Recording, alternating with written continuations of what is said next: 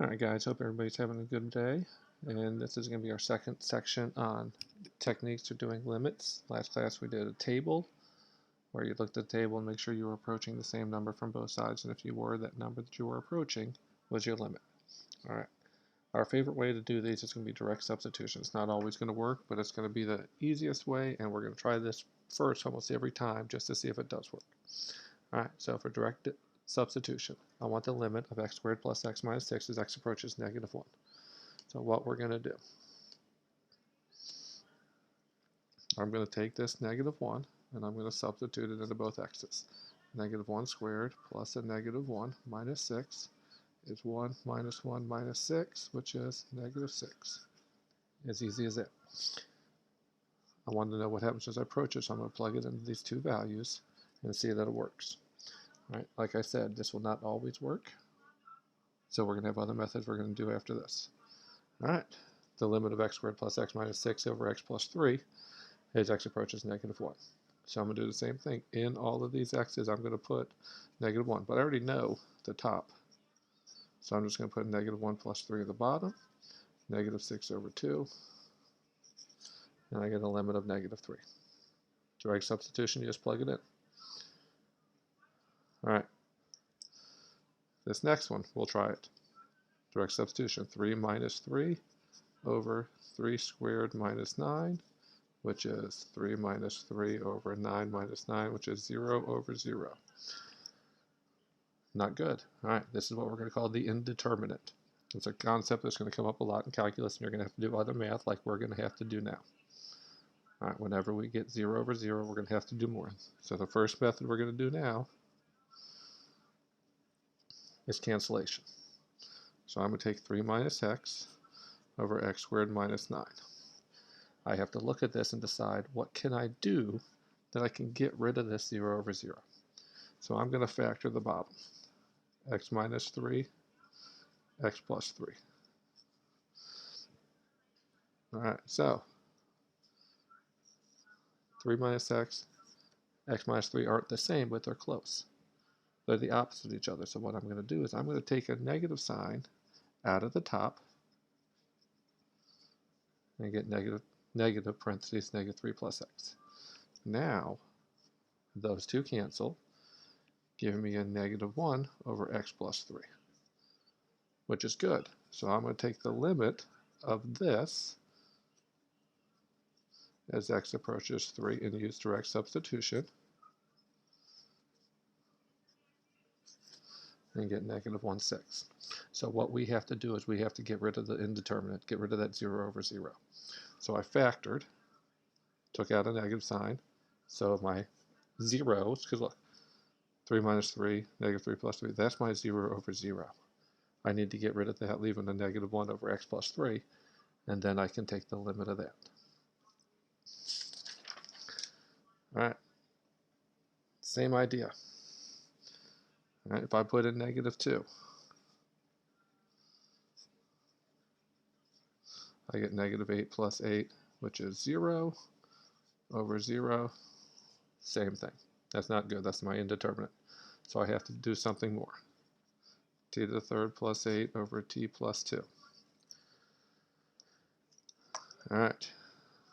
Hopefully, because we learned this and we're all smart and can do this, we're going to know what we can do. Alright, our issue is this, t plus 2, because that's giving me my 0, which means I have to have a t plus 2 on the top also. So I'm going to factor the top. One of them is going to be t plus 2, and I'm going to have some other factor left over that I'm going to work with. Hopefully we all see that this is a sum of cubes. A to the third plus b to the third, where my a is t, my b is 2, because that gives me t to the third plus 8. To factor this, we all remember a plus b, a squared minus ab plus b squared. That's the formula for a sum of cubes. So I'm going to go a squared is t squared, minus ab is minus 2t, plus 4. All right, we got to remember our factoring, sum of cubes. So now, those cancel, and I'm left with t squared minus 2t plus 4. So I'm going to jump down here and take the limit of t squared minus 2t plus 4 as t approaches negative 2, which is negative 2 squared minus 2 times negative 2 plus 4, which is 4 plus 4 plus 4 is 12. All right, the reason this one's on here is we have to be able to factor a sum of cubes. A squared minus AB, or A, let's start over there. A plus B, A squared minus AB plus B squared, where my A is t, my B is 2. All right, so once I got that 0 over 0, I had to realize I had to do more work, and I factored and canceled. All right, I want the limit of square root of 6 minus w minus square root of 6 over w as w approaches 0. If I plug in that 0, I get square root of 6 minus square root of 6, which is 0 over 0, which is my indeterminate. All right, so I have to do something.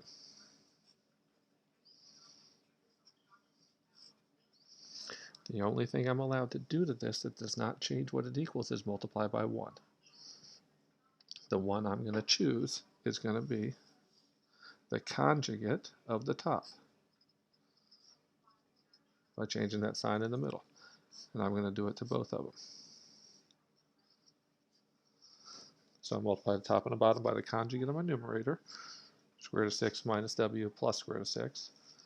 I'm going to FOIL the top, but I don't have to do all of it because it's a difference of squares. So I'm going to get square root of 6 minus w times square root of 6 minus w is 6 minus w, minus square root of 6 times a positive square root of 6 is minus 6, over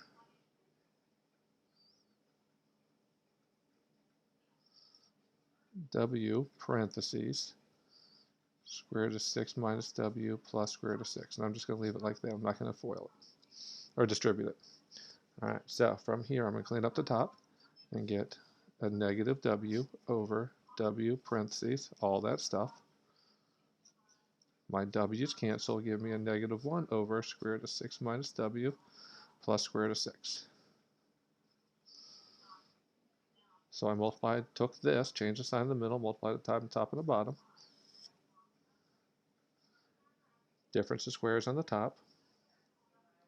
Negative w cancels, give me negative 1. So now I'm going to take the limit of negative 1 over square root of 6 minus w plus square root of 6 as w approaches 0, which is negative 1 over square root of 6 minus 0 plus square root of 6, negative 1 over square root of 6 plus square root of 6. And if I have square root of 6 plus square root of 6, that means I have 2 square root of 6s. And I'm okay with that answer. You don't need to change that.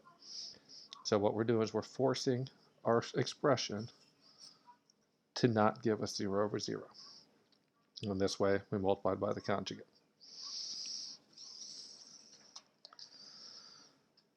All right, next one. I want the limit of 1 divided by 5 minus x minus 1/5 over x as x approaches 0. If I do my direct substitution, which we're always going to check and make sure we get our indeterminate of 0 over 0, 1/5 minus 1/5 over 0 is my 0 over 0. All right, so we need to get rid of that.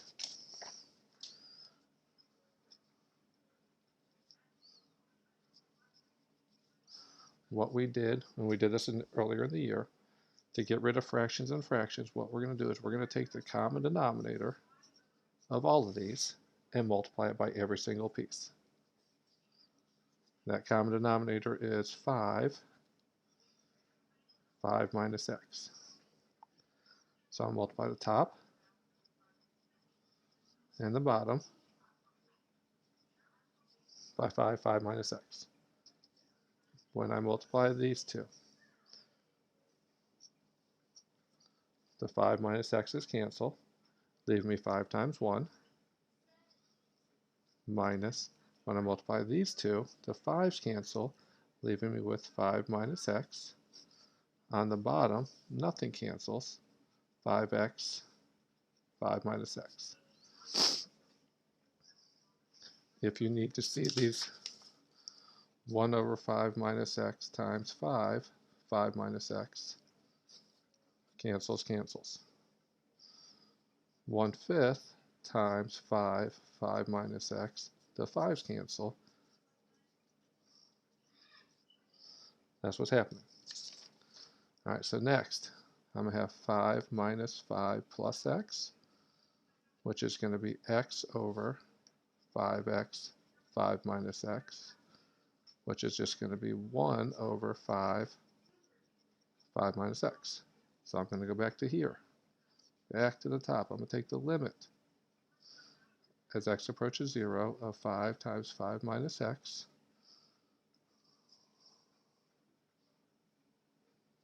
under 1, put in 0, no, not 5 minus x. Plug in a 0, and get 1/25. All right, so the idea here is I'm going to take a common denominator for all three of these, which is 5, 5 minus x. I'll multiply it times all of them, because it's 1 over 1. Clean it up and get 1 over 5, 5 minus x. And then I take the limit as x approaches 0.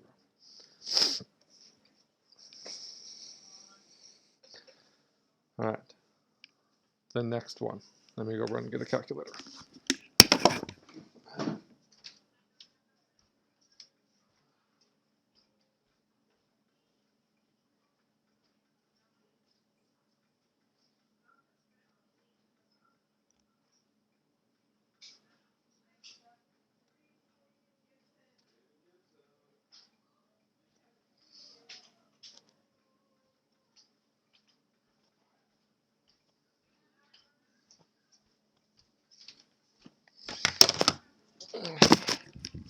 All right, sorry about that. All right, for number 7, what we're going to have, let me get it on the real screen so you can see it a little bit better.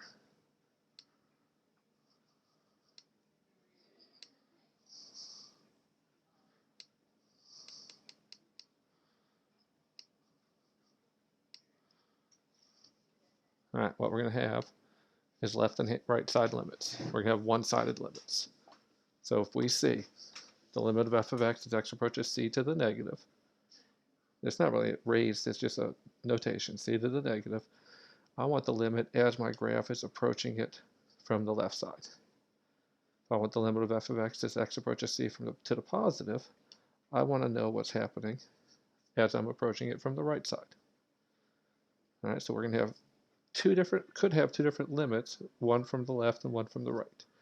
All right, so we have f of x equals x minus 2 when x is less than 0, and x squared plus 2 when x is greater than or equal to 0. All right, what we're going to do here is we can't do direct substitution because it's two different ones.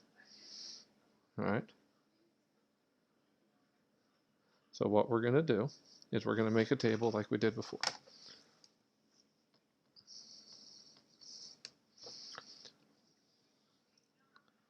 All right. We're going to approach 0 from both sides.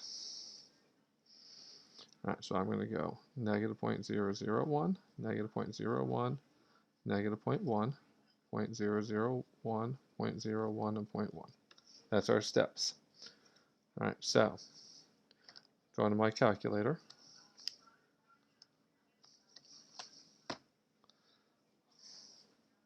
See that at all? It doesn't look like it, so let's try this maybe. Maybe that'll help. There we go. All right, x minus 2. We'll go to my table. Second window, ask. So I can pick my numbers. So I'm going to go negative 0.1, negative 0.01, negative 0.001. So I have negative 2.1, negative 2.01, negative 2.001. All right, now I'm going to change my function to my second one. X squared minus or plus 2. Go back to my table and make it 0.001, 0.01, 0.1. Close enough to 2, 2.0001, 2.01. All right, there's my limit. I filled in my table. All right, so as I approach this from both sides. I don't care what happens at 0. That's not important. And that's an idea for limits. It doesn't matter what happens at 0. It happens as you get close to 0. So from the left, it looks like I'm approaching -2. From the right, I'm approaching +2. So my limit does not exist because it's going 2 different places.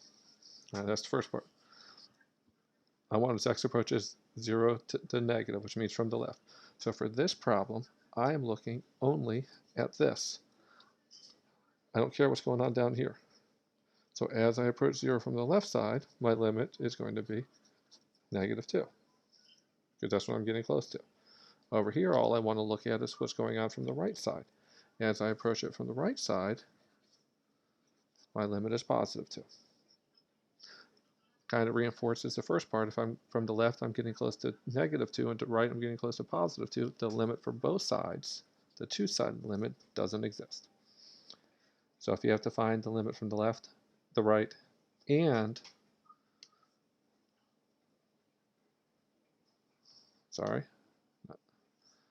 from both sides, make a table and make it work. All right, next part. One of the easiest concepts we have, but people always mess it up. All right, f of x equals 3x minus 1.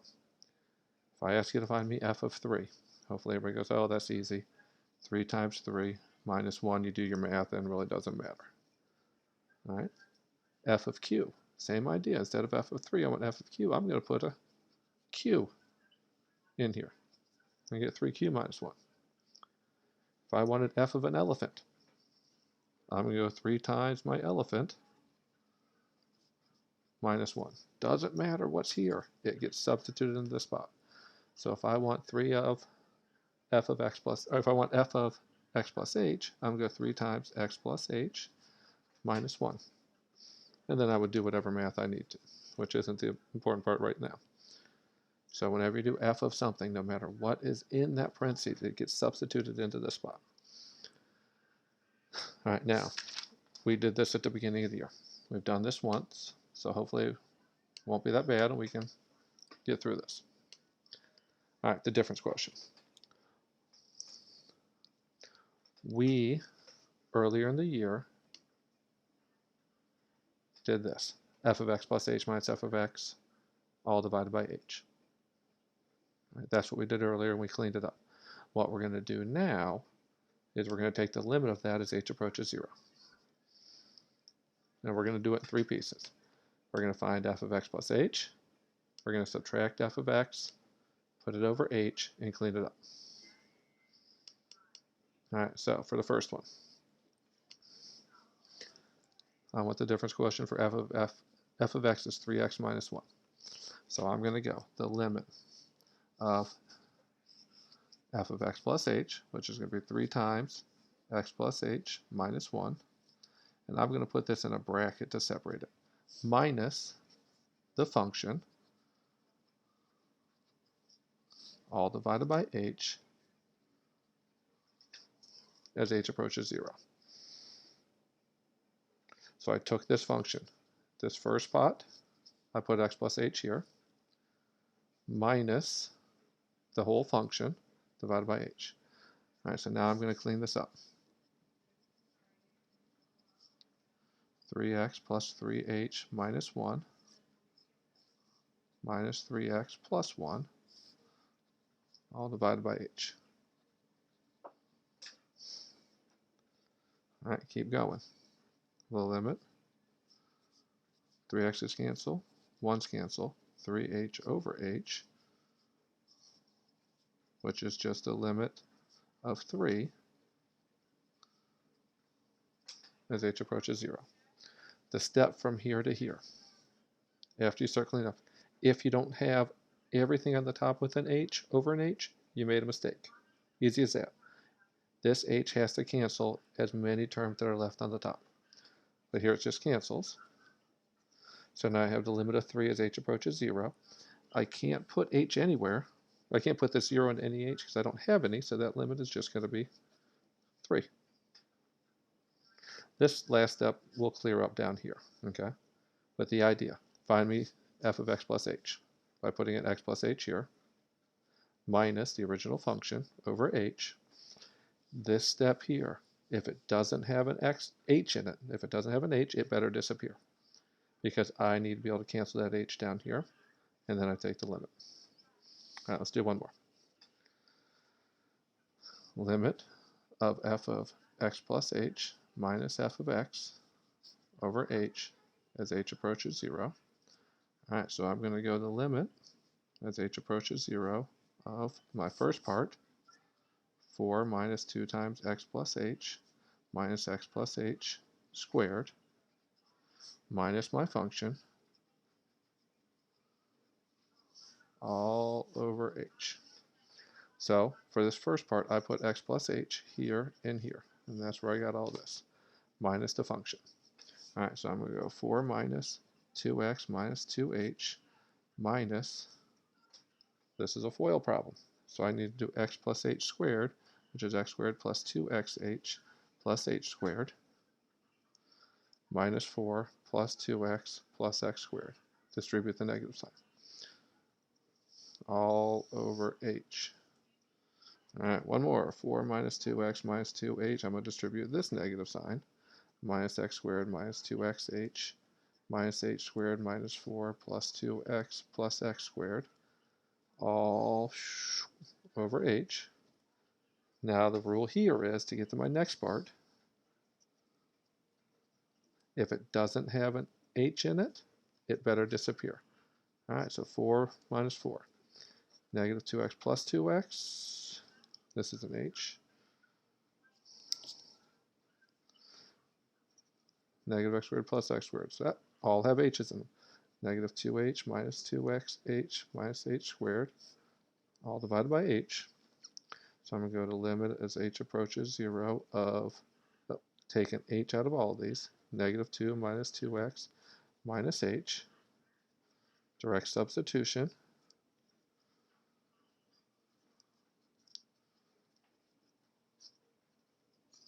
I get negative 2 minus 2x. All right, so f of x plus h here and here. I clean this up, I keep cleaning it up, and I get all the way to all